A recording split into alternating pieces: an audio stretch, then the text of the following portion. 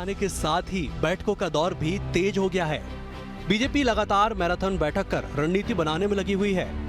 आज बीजेपी के राष्ट्रीय संगठन महामंत्री बीएल संतोष ने अलग अलग मोर्चा प्रकोष्ठ के साथ ही समितियों और कोर ग्रुप की बैठक ली है। बैठक में सभी मोर्चा प्रकोष्ठों, समितियों के साथ ही कोर ग्रुप की आवश्यक दिशा निर्देश दिए गए हैं। बैठक को लेकर बीजेपी प्रदेश अध्यक्ष अरुण साव ने कहा कि प्रदेश प्रभारी ओम माथुर, राष्ट्रीय संगठन महामंत्री बीएल संतोष लगातार बैठक ले रहे हैं। सभी बैठकों में आगामी चुनाव को लेकर चर्चा हो रही है। रणनीति बनाकर चुनाव मैदान पर जाएंगे। सभी को अलग अलग टास्क दिए गए हैं। 2023 में बहुमत के साथ बीजेपी सरकार बनाएगी। भारतीय जनता पार्टी के अनुसूचित जाति मोर्चा की राष्ट्रीय बैठक आज रायपुर में होना है। निश्चित रूप से छत्तीसगढ़ में उनका अभिनंदन है, स्वागत है। आगामी चुनाव के दृष्टि से 2023 और 2024 की तैयारी के दृष्टि से अनुसूचित जाति मोर्चा अपनी कार्य योजना बनाएगा और इससे निश्चित रूप से पार्टी को लाभ होगा। बीजेपी में जहां बैठकों का दौर जारी है, तो वहीं कांग्रेस ने आम जनता के बीच पहुंचने के लिए प्रगति यात्रा की आज से शुरुआत की है। सीएम भूपेश बघेल ने रायपुर दक्षिण विधानसभा क्षेत्र से इस अभियान की शुरुआत की, जिसमें बड़ी संख्या में कांग्रेस के कार्यकर्ता शामिल हुए, जिसे लेकर मुख्यमंत्री भूपेश बघेल ने कहा कि सरकार की उपलब्धियों को लेकर जनता के बीच जाएंगे। इसकी शुरुआत की गई है। कार्यक्रम जिसमें शासन की योजनाओं के बारे में हितग्राहियों को क्या लाभ मिला, नहीं मिला, इसकी जानकारी लेने की शुरुआत आज हुई है। तो अब यहीं से हम लोग शुरू कर रहे हैं, प्रत्येक घर में जाएंगे। चुनावी बिसात बिछने के साथ बैठकों और पदयात्रा का दौर शुरू हो गया है। एक तरफ जहां कांग्रेस सरकार की योजनाओं को लेकर जनता के बीच जा रही है, तो वहीं बीजेपी में रणनीतियों को लेकर बैठकों का दौर जारी है। 2023 विधानसभा चुनाव को लेकर दोनों ही प्रमुख पार्टी कमर कसती नजर आ रही हैं। लेकिन इस चुनावी सफर में जीत का सेहरा किसके सर सजेगा, ये तो चुनावी नतीजों के बाद ही स्पष्ट होगा। Bureau report, BSTV। नमस्कार, जवाब तो देना होगा में आप सभी का स्वागत है। आज हम बात करेंगे मंथन से अमृत तक या मंथन से शिखर तक। दरअसल बीजेपी में मंथन का दौर इन दिनों जारी है। आज बीजेपी के राष्ट्रीय महामंत्री जो है बीएल संतोष, उन्होंने बैठक ली, या यूं कहा जाए कि बैठक का एक सिलसिला चला। सवेरे 11 बजे से शुरू हुई बैठक देर शाम तक चलती रही। बैठक में अलग अलग वर्गों को, अलग अलग मोर्चों को और अलग अलग जिम्मेदारों को अलग अलग जिम्मेदारी दी गई और कहा गया कि धरातल पर एक्टिव होके मिशन 2023 के लिए आप काम करने में जुट जाइए और सरकार कैसे बीजेपी की बने इस पे चिंता करिए। ठीक उसके दूसरी तरफ अगर बात कांग्रेस की कर ली जाए, सत्ताधारी दल की कर ली जाए, तो रायपुर प्रगति यात्रा के नाम पे आज शहर कांग्रेस ने, जिला कांग्रेस ने एक यात्रा की शुरुआत की है, जो नगर निगम के सभी 70 वार्डों में निकलेगी और सरकार की योजनाओं के, नगर निगम के कामों को जनता को बताएगी। आज इसी मुद्दे पे चर्चा करेंगे। हमारे साथ फिलहाल दो खास मेहमान जुड़े हैं, उनसे ताल्लुक आपका करा देता हूं। हमारे साथ बीजेपी से लक्ष्मी वर्मा है, बेहद ही सीनियर नेत्री है, जिला पंचायत की अध्यक्ष भी रह चुकी है, और कांग्रेस से, सत्ताधारी दल से चंद्रशेखर शुक्ला जी जुड़े हुए हैं, पीसीसी के महामंत्री है, वरिष्ठ नेता है, किसान नेता है। आप दोनों का बहुत ही स्वागत इस कार्यक्रम में। तीसरे भी गेस्ट हमारे साथ जुड़ेंगे, उनसे भी आपका परिचय कराऊंगा, लेकिन फिलहाल हम चर्चा की शुरुआत करते हैं। चंद्रशेखर शुक्ला जी से मैं चर्चा की शुरुआत इसलिए करना चाहूंगा क्योंकि उन्होंने आज रायपुर में प्रगति देखने के लिए उनकी पार्टी ने जो इस पदयात्रा की शुरुआत की है, उसका कितना उन्हें लाभ मिलेगा, इस पर हम पहले उनकी राय जान लेते हैं। शुक्ला जी। जी देखिए अवधेश जी, बहुत सीधी सी बात है। पौने 4 साल, पौने 5 साल जो हमने सेवा की है, उस सेवा को, जो हमने लोगों के बीच काम किया है, उन कामों को, चाहे वो कोरोना काल की विपरीत परिस्थितियों में हो या निरंतर शिक्षा के क्षेत्र में आत्मनिर्भर के हो, आज रायपुर शहर के लोगों को जेनरिक दवा मिल रही है, और जेनरिक दवा भी छोटे मोटे दाम पे नहीं, लगभग 75% कम दरों में मिल रही है। पहले जिस घर में भी जाते थे, हर घर में एक न एक डायबिटिक पेशेंट, हार्ट पेशेंट ऐसा निकलता था, जिसके इलाज पानी में खर्च लगभग 6,000, 7,000, 8,000 लगभग रहते ही था। आज वो खर्च सीमित होकर 1,000 में निपट गया है। आज लोगों को सस्ती दवाएं मिल रही हैं, समय पे चिकित्सा मिल रही है, बड़े प्रकरण हो तो आयुष्मान कार्ड का लाभ मिल रहा है, खूबचंद बघेल स्वास्थ्य सुविधा का लाभ मिल रहा है। शिक्षा के क्षेत्र में जहां निजी स्कूलों की मोनोपल्ली थी अंग्रेजी माध्यम स्कूल की, आज शहर में 10 से ज्यादा आत्मनिर्भर स्कूल खुल चुके हैं, जहां बच्चों को, गरीब बच्चों को या मध्यम वर्गीय बच्चों को सस्ते में शिक्षा उपलब्ध है, सस्ते के निःशुल्क में शिक्षा उपलब्ध है। इसके अलावा प्रदेश में हमने जो भी काम किया है, जो शहर का एक विकास सुनियोजित तरीके से, हमने शहर का विकास कोई एक्सप्रेस वे बना के या स्काई वॉक बना के नहीं किया है, मूलभूत सुविधाओं के हिसाब से आम जनता को आर्थिक लाभ पहुंचा के किया है। तो निश्चित तौर पे अब जब समय आ गया है अपने कामों को, उपलब्धियों को बताने का, और बता के उनको यह बता के कि पुनः आशीर्वाद मांगने का कि भाई हमने आपके लिए 5.25 साल काम किया है और अब वक्त आपका है। मतलब उन्हीं कामों के आधार पे आप धरातल पे जाके जनता से बात मांगेंगे। बिल्कुल, शुक्ला जी, हमारे साथ बीजेपी के नेत्री भी जुड़े हुए, उनसे बातचीत कर लेते हैं। लक्ष्मी जी, क्या आपको लगता है कि जो मंथन बीजेपी में जारी है, मंथन से आप लोग शिखर सत्ता तक पहुंचेंगे?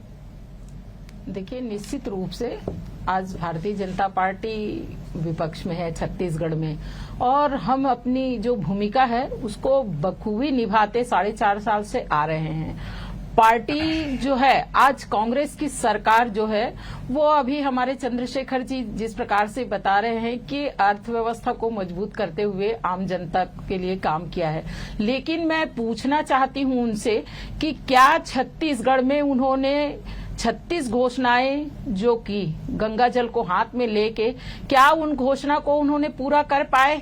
आज आम जनता के लिए मूलभूत सुविधा की अगर बात कर रहे हैं तो छत्तीसगढ़ में जो मूलभूत जो आवश्यकता है, चाहे हम जल की बात करें, जल जीवन मिशन के तहत केंद्रीय गवर्नमेंट की योजना है, हम विद्युतीकरण की बात करें तो हर घर तक बिजली पहुंचाने का काम जो अटल ज्योति योजना के तहत हुआ, और उसके बाद आज हम आवास की अगर बात करते हैं, क्योंकि ये बहुत ही मूलभूत आवश्यकता है और हर परिवार की आवश्यकता है। लेकिन छत्तीसगढ़ प्रदेश को जिस प्रकार से 4.5 साल में इन्होंने आवासहीन किया है, ये आज एक बड़ा मुद्दा है छत्तीसगढ़ के लिए। ये 16 लाख आवास जो है उससे गरीबों को वांछित किया है। मैं बताना चाहूंगी अवधेश जी कि किस प्रकार से, देखिए, इन्होंने नरेंद्र तोमर जी का जो लेटर था 6 जुलाई 2021 को आया, और उसके बाद भी इन्होंने अपने राज्यांश जमा नहीं की। उसके बाद में गिरिराज जी का लेटर आया उसी 2021 में सितंबर में, तब भी इनको सुध नहीं लाई। उसके बाद में उप महानिदेशक जी ने लेटर लिखा, तब भी कांग्रेस ने अपना राज्यांश जमा नहीं किया, और आज इस छत्तीसगढ़ के गरीब परिवार के लोग जो है आज तक सफर कर रहे हैं। और तो और इनके जो मंत्री रहे टी.एस. सिंहदेव जी, पंचायत मंत्री, आज वो डिप्टी सीएम के पद पे हैं, उन्होंने 4 पन्नों का आरोप लगाते हुए अपने पंचायत विभाग से इस्तीफा दिया। अगर हम छत्तीसगढ़ के विकास की बात करें तो आज छत्तीसगढ़ का जो गांव है वो 80% हिस्से में गांव बसा है, और रूरल डेवलपमेंट में इन्होंने कितना बजट दिया है छत्तीसगढ़ को, वो देख ले। चलिए अब जवाब ले लेते हैं। चंद्रशेखर जी हमारे साथ बैठे हुए किसान नेता हैं, गांव से ताल्लुक रखते हैं। चंद्रशेखर जी, क्या लगता है कि तमाम जो आरोप लगाए जा रहे हैं आप लोगों के ऊपर, बेहद गंभीर आरोप है कि गांव तक, जबकि कांग्रेस की सरकार को ये माना गया अभी कि आप गांव के लिए काम करते हैं, किसानों के लिए काम करते हैं, लेकिन लक्ष्मी वर्मा जी बता रहे हैं कि गांव तक आप नहीं पहुंच पाए हैं, शहरों की स्थिति बेहद खराब है। देखिए, मेरी लक्ष्मी भाभी को मैं बता दूं कि हम लोग लाडली लक्ष्मी जैसी फर्जी योजना नहीं चलाते। हम ऐसी योजना चलाते हैं जिससे प्रत्यक्ष लाभ होता है। किसानों का कर्ज माफ किया, जो भूतों न भविष्यतों कभी संभव नहीं था। स्वामीनाथन आयोग के सिफारिश से ज्यादा पैसा धान का समर्थन मूल्य हमने दिया। अब हम प्रति एकड़ 20 कुंटल धान खरीदने जा रहे हैं। आज गांव का किसान खुशहाल है, और गांव पहले क्या होता था, शहरों से पैसा गांव जाता था, अब गांव से पैसा शहर आ रहा है, जिससे व्यापार भी अच्छा चल रहा है, व्यापारी भी खुश है।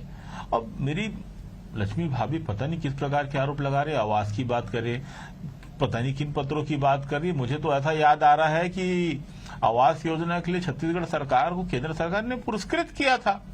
और रही बात जो गांव की, उसका केंद्रांश का पैसा आज तक नहीं आया, राज्यांश तो बहुत दूर की बात है। और इसके अलावा केंद्र ने हमारा थोड़ा मोड़ा नहीं, 75,000 करोड़ रुपए, 75,000 करोड़ रुपए जो हमारे 1 वर्ष के बजट के बराबर के समतुल्य होता है, रोक के रखा है।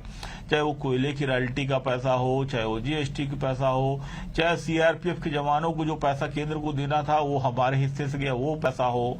इसके अलावा 15वां वित्त तो 14वां वित्त, चूंकि वो पंचायत जिला पंचायत के अंदर ये सब बड़े अच्छे समझती, 14वां वित्त 15वां वित्त का पैसा, अरे शौचालय तक का तो पैसा दिया नहीं है। जल जीवन की बात करते, जल जीवन भी हम अपने मत से कर रहे हैं, इनका तो केंद्रांश नहीं आ रहा है। अटल बिजली योजना बात करते, गांव गांव में बिजली हमने पहुंचा दिया। ये छत्तीसगढ़ पूरे देश में छाती पीट के बोलता है कि हम जीरो पावर कट राज्य है, इसके अलावा अपने बिजली को आधी दरों में दिया है। तो जब ये बातें उठती हैं तो बोलने के पहले हमारी बहन को सोचना चाहिए, भाभी को सोचना चाहिए कि सिर्फ आरोप लगाने का। आज जनता ने आपको नकार दिया, जिसका सीधा परिणाम है नगरीय निकाय पंचायत चुनाव तो छोड़िए, होने वाले 5 उपचुनाव जो पिछले गत वर्ष तक हुए में आप पूरी कदर हारे हैं। जो जनता का जनादेश भी है, जनता का निर्देश भी है, जनता का आशीर्वाद भी है, और भविष्य में भी आप आज 15 में है, कोई ठिकाना नहीं, आप 10 के अंदर आ जाएंगे जैसे दिख रहा है। और हम तो जवाब ले लेते हैं, चंद्रशेखर जी जवाब ले लेते हैं। जिस बैठक की बात चल रही है लक्ष्मी जी, हम उस पर एक बार जरा चर्चा कर ले कि बीएल संतोष बीजेपी के नंबर 3 रणनीतिकार माने जाते हैं। वो राजधानी रायपुर आते हैं, लंबी बैठकों की एक लंबी सूची है कि बैठकों में किन किन लोगों को शामिल किया गया, टास्क उन्हें दिया गया। घोषणा पत्र समिति का असर यह हुआ कि आनंद फानन में रात में भी बैठक बुलाई गई, कल उसकी लॉन्चिंग कर दी जाएगी। आप लोग सुझाव पेटी सब जगह पे आप डिस्ट्रीब्यूट कर देंगे, भेज देंगे। तो क्या इन बैठकों से आगे निकल के धरातल पे काम करने के लिए आप लोगों को कुछ निर्देश मिले हैं, या केवल जो बीजेपी में एक चर्चा भीतर खाने चल रही है कि केवल बैठकों का दौर ही लंबा चल रहा है बीजेपी में? मैं थोड़ा सा हमारे चंद्रशेखर भाई जी जी जी बिल्कुल, आप पहले जवाब दे दीजिए, उसके बाद बैठक पे आप बता दीजिए। जी कि वो जिस प्रकार से आरोप लगा रहे हैं, नहीं तथ्य बताया, मैंने तथ्य बताया, आरोप नहीं लगाया। सरकार में जो विकास की बात कर रहे हैं वो विकास कहीं नजर आता है? किसानों की बात कर रहे थे, जिस प्रकार से इन्होंने किसानों को 2500 रुपए धान की खरीदी के बात की, लेकिन एक तरफ इन्होंने गिरदौरी के नाम से 20% रकबा जो है काट दिया। तो किसान जो है वो उसको फायदा कहाँ हुआ? इनके कार्यकाल में न किसानों को ढंग से खाद मिला, न बीज मिला। और उसी प्रकार से कोरोना काल की बात कर रहे थे, और कोरोना काल में ऑनलाइन जिस प्रकार से शराब बिका यहाँ पे, और घर घर शराब पहुंचाने के बाद आज आप देख रहे हैं कि ईडी के द्वारा 2000 करोड़ के भ्रष्टाचार शराब में इनके मिले हैं। और नॉन लेबलिंग का जिस तरह से टेबल लगा के खेल चला है, इसको नकारा नहीं जा सकता, और छत्तीसगढ़ की जनता देख रही है। बस एक 10 सेकंड में जवाब ले लेते हैं आप, चूंकि आपने शराब घोटाले का जिक्र किया है, सुप्रीम कोर्ट तक मामला गया, वहां से जो है राहत भी मिली, आपको जवाब देना चाह रहे इस मामले पे चंद्रशेखर जी? एक बहुत अच्छा शायर का कहे कि जिंदगी बहुत छोटी है, लड़के ना गुजारिए। बहुत जिंदगी छोटी है, लड़के ना गुजारिए, इल्जाम लगाइए और रास्ता नापिए। तो यही बात हमारी लक्ष्मी भाई भाभी कर रही है। आप इनसे पूछ रहे हैं इनकी समितियों के विषय में चर्चा, ये अपनी समिति है जो कि कुछ नहीं है, क्योंकि इनको पता है इन लोग इसमें इन लोग का पार्टिसिपेशन है ही नहीं। राज्य के नेताओं की भूमिका भारतीय जनता पार्टी में गौण हो गई, इनको पूछा भी नहीं जा रहा। एक इवेंट मैनेजमेंट की तरह भारतीय जनता पार्टी चली, बाहर के नेता आते हैं, एक पॉलिसी थोप देते हैं, पॉलिसी थोप के बता देते हैं, वो मीडिया में जाता है। स्थानीय दुर्भाग्य से हमारी लक्ष्मी भाभी को, जो जिला पंचायत की अध्यक्ष, इतनी वरिष्ठ महिला नेता है, इनको भी कुछ जानकारी नहीं, इसलिए गोल मोल घुमाकर बात कर रही है। अब रही बात शराब की, तो शराब के विषय में 2000 करोड़ के घोटाला की बात करते हैं। मैं आपको बता दूं, रमन सिंह के शासनकाल में राजस्व 3700 करोड़ आता था, हमारे शासनकाल में 5400 करोड़ आया, लगभग 2,500-3 हजार रुपए ज्यादा। महालेखाकार ने स्पष्ट कहा कि घोटाला रमन सिंह जी के समय हुआ। महालेखाकार केंद्र के अधीन आता है, हमारे अधीन नहीं आता। तब महालेखाकार के प्रमाण के बाद ये फर्जी आरोप लगा रहे हैं। ये इसी प्रकार की, जैसे मैंने कहा ना, जिंदगी बहुत छोटी है, लड़के ना गुजारिए, इल्जाम लगाइए और निकल जाइए।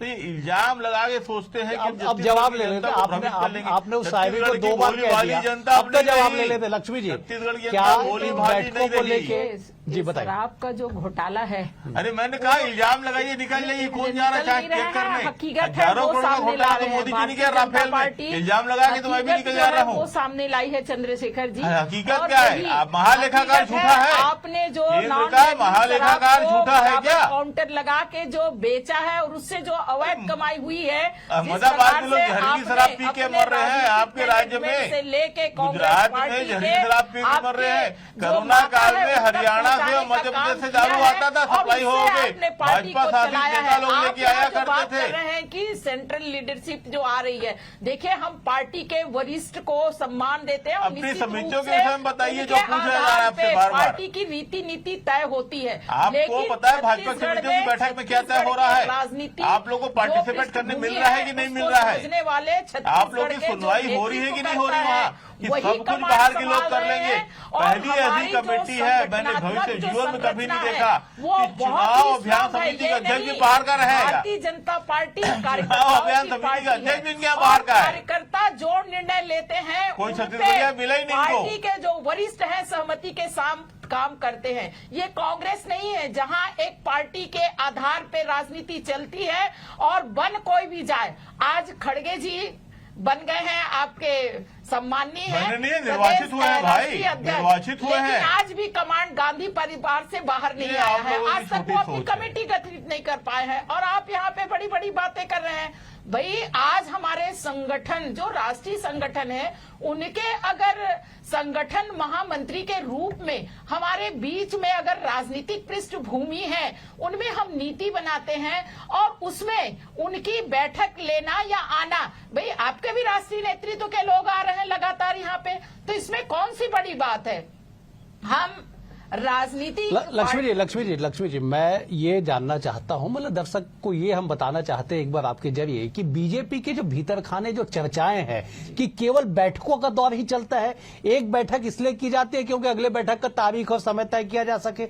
ये क्या है, ये क्यों चल रही है बातें? देखिए अवधेश जी, अगर बैठक ही चलती रहती तो पृष्ठभूमि में नीचे जितने इनके नाकामी को उजागर कर रहे हैं हमारे कार्यकर्ता, वो नहीं हो पाता। आज आप देख रहे हैं निराश होकर पार्टी छोड़ रहे हैं, आपके मंडल विधानसभा जिला हमारे मंडल स्तर पे और प्रदेश स्तर पे लगातार इनकी नाकामी को लेके आम जनता के बीच, आम जनता के साथ जो हम लगातार आंदोलन कर रहे हैं, क्या हमने शराब इनके बंदी को लेकर आप लोग धरातल पे उतरे? लक्ष्मी जी, आप चंद्रशेखर जी, आप लोग से मैं आगे चर्चा जारी रखूंगा। हमारे साथ एक और तीसरे मेहमान गंगेश द्विवेदी वरिष्ठ पत्रकार है, वो भी जुड़ गए हैं। गंगेश जी, मेरा सवाल आपसे है कि जिस तरह से मंथनों का दौर इन दिनों जारी है राजनीति में, खास करके आज हम बात कर रहे हैं बीजेपी में बीएल संतोष आते हैं और लगातार कई घंटों तक बैठक लेते हैं, बातचीत करते हैं, तो क्या इस मंथन से अमृत निकलेगा? और अगर विष निकलेगा तो उसका हलाहल कौन करेगा?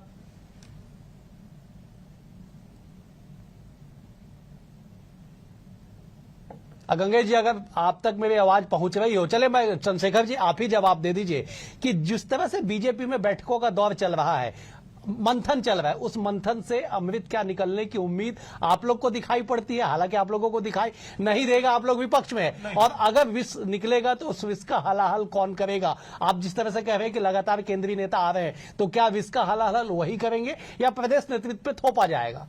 देखिए अवधेश जी, बहुत सीधी सी बात है। जब भी समुद्र मंथन हुआ था तो जो अमृत था वो तो देवताओं के हिस्से में आया, स्वाभाविक है कांग्रेस के हिस्से में आ गया, इसमें तो कोई प्रश्न ही नहीं पैदा होता। अब बच गया विष, तो विष केंद्रीय नेता इनके नहीं पियेंगे। इनके केंद्रीय नेता तो राहु केतु तरह छुप के शायद हमारे साथ अमृत पान करने का प्रयास करें। विष तो इनके भाजपा के प्रदेश इकाई के खाते में फटने वाला है। देखिए आप बेहद गंभीर आरोप लगा रहे कि केंद्रीय नेतृत्व आपके साथ छुप के राहु केतु की तरह अमृत पान करेंगे। इसका जवाब मैं लक्ष्मी जी से जरूर लूंगा। गंगेश जी लगातार हमारे साथ जुड़े हुए। गंगेश जी, क्या लगता है कि जिस तरह से बैठकों का दौर लगातार जारी है बीजेपी में, इसका कुछ निष्कर्ष निकलेगा? साल के अंत में विधानसभा का चुनाव होना है। निश्चित तौर पर देखिए, जो पिछली बार का परिणाम है, के बाद भाजपा के चाणक्य और उसके मोदी जी दोनों मिलकर यहाँ के परिणाम बहुत ही अप्रत्याशित परिणाम था और पूरे छत्तीसगढ़ पहली बार इतना अच्छा परिणाम आया। और यही वजह है कि अब इस बार जो है पूरी केंद्रीय टीम जो यहाँ पे लगी हुई है, लगातार दौरे हो रहे हैं। और जो खासतौर पर अमित शाह जी का दौर जो बार बार हो रहा है, ये लोग बहुत बड़े नेता है अपने स्तर के, और लोग निश्चित तौर पर कुछ बड़ी समिति तैयार कर रहे हैं, इसमें कोई दो मत नहीं है। इसीलिए उनको बार बार दौरा हो रहा है। इस बात को लेकर कांग्रेस को भी सजग रहना चाहिए, क्योंकि केंद्र स्तर के नेतृत्व में अभी तक लोगों ने जिस तरह का प्रदर्शन रहा है, इसको लेकर कभी शत्रु को कम नहीं आंकना चाहिए। तो ये लोग तो मजबूत शत्रु है। तो निश्चित तौर पर भाजपा एक ऑर्गेनाइज पार्टी है, और उनकी तैयारियां भी चल रही है। और खाली बड़े नेता नहीं, यहाँ के स्थानीय नेतृत्व भी, यहाँ के कार्यकर्ता, जिन्हें खासतौर पर पिछले चुनाव में लगी थी, अब मामला कुछ सुधरा, कुछ तो नहीं, काफी कुछ सुधरा हुआ है। साल भर से जिस तरह की एक्टिविटी भाजपा की जो स्थानीय प्रदेश की इकाई जो कर रही है, जिला स्तर की इकाइयां कर रही है, महिला मोर्चा जो कर रही है, लगातार ये है। इसके मुकाबले कांग्रेस भी है। ऐसा भी कांग्रेस साथ से बैठी हुई, कांग्रेस ने भी लगातार पूरा सर्वे कराया है। अभी जो बदलाव हुए हैं बड़े, तो कांग्रेस भी ऐसे नहीं कि हाथ में हाथ भर के बैठी है, वो भी बराबर से इसे कर रही है। गलत मुकाबला होना है, निश्चित तौर पर दोनों को सक्रिय रहना पड़ेगा। और टक्कर जो है तेजी की लगातार जैसे समय गुजरेगा, ये कश्मकश और ये जो आपस में टकराव की चीज लगातार बढ़ेगी। जी बिल्कुल गंगेश जी, आपके बात से मैं बिल्कुल सहमत हूं कि जो मुकाबला होगा दिलचस्प होगा। चलिए मैं फिर से लौटता हूं लक्ष्मी जी के पास। लक्ष्मी जी, एक गंभीर आरोप लगा कि जब अमृत पान होगा तो उस समय आपके केंद्रीय नेतृत्व जो है राहु केतु की तरह छुप के देवताओं के साथ, मतलब कांग्रेस के साथ उस अमृत का पान करने की कोशिश करेंगे। देखिए, पार्टी जो है वो विचारों का मंथन कर रही है, लेकिन समुद्र मंथन तो जनता करेगी। और वो जनता इस बार जिस प्रकार से कांग्रेस के भ्रष्टाचार आम जनता ने देखा है, चंद्रशेखर जी एक बार सुन लेते हैं। चंद्रशेखर जी सुन लेते हैं चंद्रशेखर जी सुन लेने दीजिए। 25,000 करोड़ का भाभी, हार का वित्त तो आप ही को पीना है। आपके राज्य के नेतृत्व को, क्योंकि इस बार आप लोग 15 भी नहीं आने वाले हो, 5 सीट पे सिमटने वाले हो। 1 किलोवाट में जाओगे आप लोग विधानसभा। को अभी हमारे भाई कह रहे थे कि शिक्षा के लिए इन्होंने बड़े बड़े काम किए हैं। उन स्कूलों की स्थिति जाके देखिए। आज जिन स्कूलों में टीचर थे, उन कई गांव में जाके देखिए, वहां शिक्षा व्यवस्था नाम की कोई चीज नहीं है। टीचर तो है ही नहीं है, तो क्या शिक्षा देंगे। आज आत्मानंद स्कूल का रिजल्ट देखिए आप उठा के, उसके बाद आप बात करिए इस चैनल में कि आपने बच्चों को कितनी अच्छी शिक्षा दी है। तो बातें जो करना है वो अलग चीज है, लेकिन जमीनी हकीकत है वो बिल्कुल अलग है। छत्तीसगढ़ की जनता जो देख रही है कि कांग्रेस सरकार में हर तरह के घोटाले हुए और हर तरह के भ्रष्टाचार हुए, उसके बाद यहाँ पे जो युवा वर्ग है वो प्रताड़ित हुआ, किस प्रकार से नग्न प्रदर्शन किया। महिला है, आज महिला बहनों के साथ अनाचार अत्याचार की लगातार घटनाएं घट रही है। बिल्कुल लक्ष्मी जी, समय अनुमति नहीं देता है कि इस चर्चा को हम आगे बढ़ाएं, लेकिन सबसे अहम यह है कि मंथन का दौर जारी है। ये मंथन अभी और भी लंबे समय तक चलेगा, और हमको साल के अंत में या जनवरी के पहले दिन में ये पता चलेगा कि इस पूरे अमृत काल पे, इस मंथन पे क्या कुछ निकल के आया, और अमृत की जो पोटली है, अमृत का जो घड़ा है, वो किसके हिस्से में आया और विष का हलाहल किसे करना पड़ेगा। फिलहाल आप तीनों मेहमानों का बेहद शुक्रिया। चंद्रशेखर जी, आप हमारे साथ जुड़े, आपका भी शुक्रिया। लक्ष्मी वर्मा जी, आपका भी बेहद शुक्रिया। गंगेश जी, आपका भी शुक्रिया। फिलहाल इस कार्यक्रम में इतना ही। नमस्कार।